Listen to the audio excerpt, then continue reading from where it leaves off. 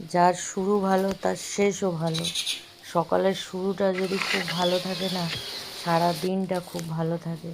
রাধে রাধে বন্ধু, আমি তোমাদের নতুন বন্ধু পিঙ্কি। সকালবেলা হয়ে গেছে, উঠে পড়েছি।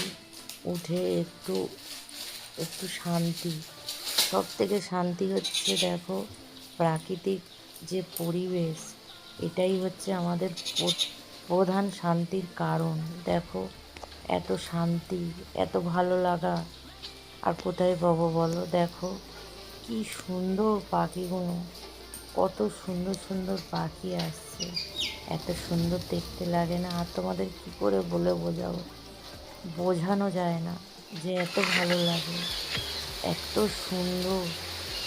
রাধে রাধে।